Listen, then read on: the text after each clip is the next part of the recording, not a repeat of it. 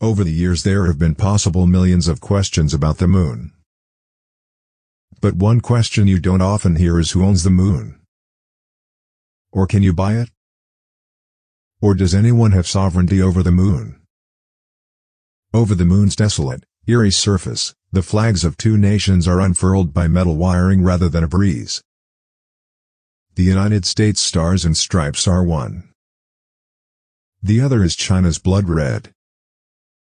However, any official from these nations will tell you that these flags do not represent any kind of property claim. They are more like graffiti from another planet. But if putting a flag on the moon isn't a claim to the property, what is? And at the end of the day, can the moon be owned by anyone? When the first artificial satellite, Sputnik 1, was launched from the Soviet Union in October 1957, it opened up a whole new world of possibilities. While some of those possibilities were legal, others were scientific. Over the next 10 years, the Global Local Area drafted the Space Arrangement of 1967, OST, the world's most memorable authoritative report unequivocally relating to space investigation. Even though it is very difficult to enforce, this treaty continues to be the piece of space law with the greatest influence. Michelle Hanlon, a space law specialist at the University of Mississippi School of Law, stated, "It's not a code of conduct. It's nothing more than rules and principles."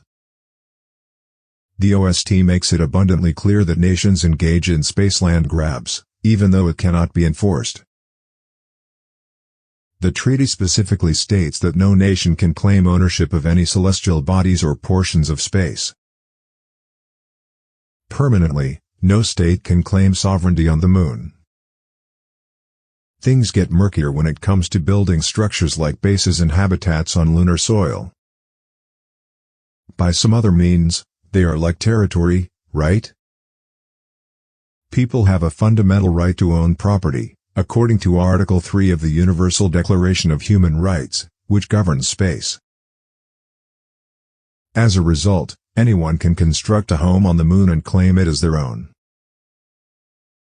The New York Times reported that Robert R. Coles, the former chairman of the Hayden Planetarium at the American Museum of Natural History in New York City, attempted to sell off acres of the moon for $1 each in 1955. Additionally, several individuals have claimed ownership of portions of the moon. However, there is a clause in Article 12 of the OST that could derail such an endeavor. It stipulates that all parties must be able to use any installation on another celestial body. In other words, it would need to be used as a public space.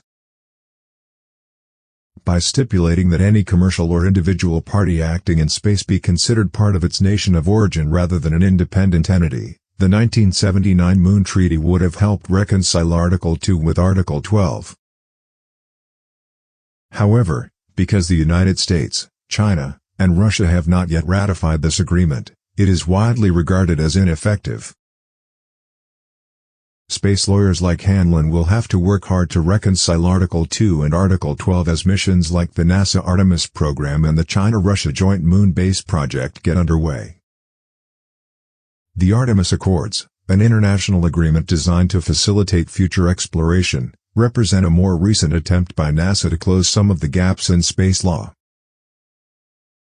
The agreements, which are based on the Outer Space Treaty, establish a set of non-binding rules for activities on several celestial bodies, including the moon. Among its arrangements is an acknowledgement of specific lunar locales, similar to Russia's Luna test landing site and Neil Armstrong's impressions, as safeguarded space legacy.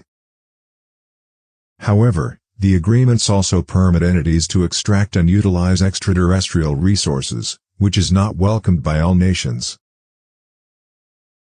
The agreements have been signed by 21 nations, but some major players, including Russia, have refused because of this clause, which they believe gives American business interests an unfair advantage, Science reported. Additionally, some academics have argued that taking dirt directly from the moon resembles owning land in some way. Without actually claiming land on the moon, there are other ways to claim the property. For instance, if the research team prohibits others from getting too close to the scientific equipment they are using, such as rovers or stationary seismometers, it could turn into de facto land claims. In the coming decades, each of these is almost certain to become a problem in the legal system.